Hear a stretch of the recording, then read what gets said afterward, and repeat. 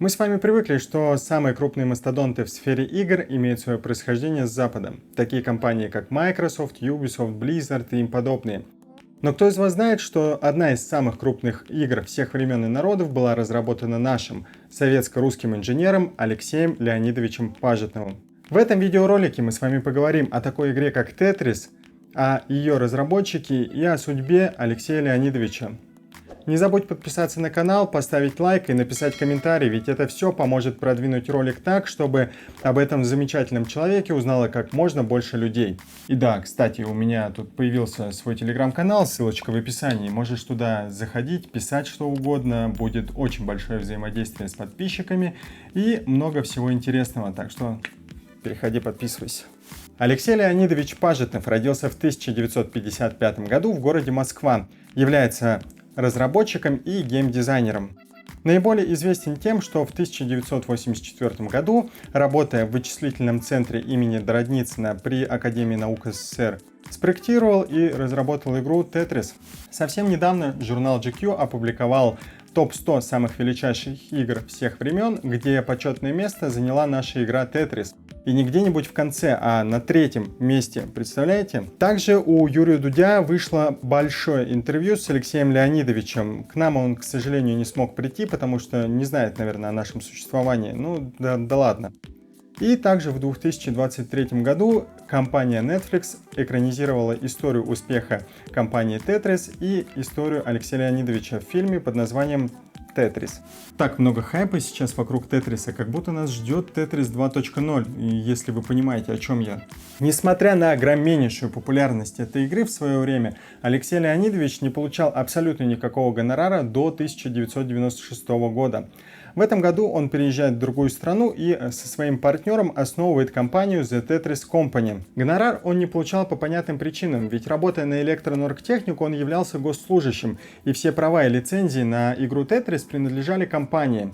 Давайте пройдемся по самым крупным и громким событиям из жизни Алексея Пажетнова. Как я уже говорил выше, игру Tetris он разработал в 1984 году. Но это была его не первая игра. В 1982 году, когда он работал в вычислительном центре, им завезли новое оборудование. И он просто говорит: я хочу протестировать новое оборудование, как оно сможет вывозить, не вывозить мои коды. И придумал таким способом новую игру. Самую первую в его карьере. Называлась она Moodlet Casino. Извиняюсь за мой французский, вернее за английский. Так что больше не буду насиловать ваши уши, следующие текста будут все на русском. По словам Алексея, цитата: «То была моя первая игра, самая первая игра, которую я когда-либо сделал, головоломка. Я придумал ее еще до Тетриса для электроники 60. Потом ребята портировали ее на ПК, существенно исправив, но сохранив идею». Он работал в компании Microsoft с 1996 года по 2005 год. За это время занимался разработкой таких проектов, как Microsoft Entertainment Pack. Туда входили Puzzle Collection, Aerobic и Aerobic Games. Новая улучшенная версия игры Hexik, которая называлась Hexik HD, была разработана Пажетновым и была включена в каждый пакет Xbox 360 Premium. В 1997 году Computer Gaming World поставил Алексея Пажетнова на 4-е место в списке самых влиятельных людей в игровой индустрии. Следом в 2005 году компания Электроэнерготехника, в которой ранее работал Алексей, была куплена его компанией The Tetris Company за $15 миллионов, после чего он устраивается в компанию Wild Snake Software и выпускает анонс о том, что начинает разработку над новой серией игр. 7 марта 2007 года был удостоен награды премии разработчиков. Где-то вот тут вот напишу название, сами понимаете, я сломаю язык, если начну читать. 24 июня 2009 года удостоен почетной награды Der Deutschland Gaming Award. Рассказываю вам это все, ребят, и не верится, что вот эти вот все списки, все анонсы, это все про нашего российского разработчика и геймдизайнера.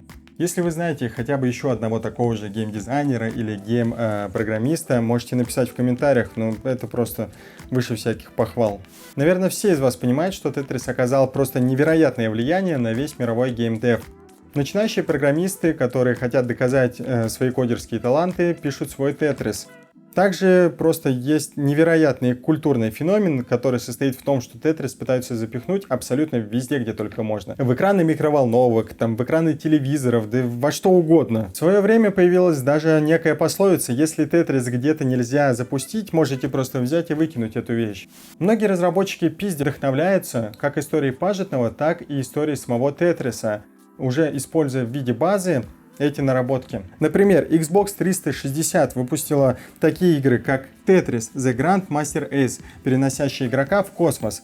Fortress изменила правила так, чтобы фигурки нужно было совмещать не вниз, а буквы из них. А T-Thriller позволяет управлять человечком, который должен выпрыгнуть из стакана, куда падают эти фигурки, и не придавили его. Различные вариации просто тьма и тьмуща. Вы, не знаю, не представляете, мне кажется. За самого же Алексея Леонидовича, мне кажется, переживать не стоит. Он уже получил свою славу достаточно давно.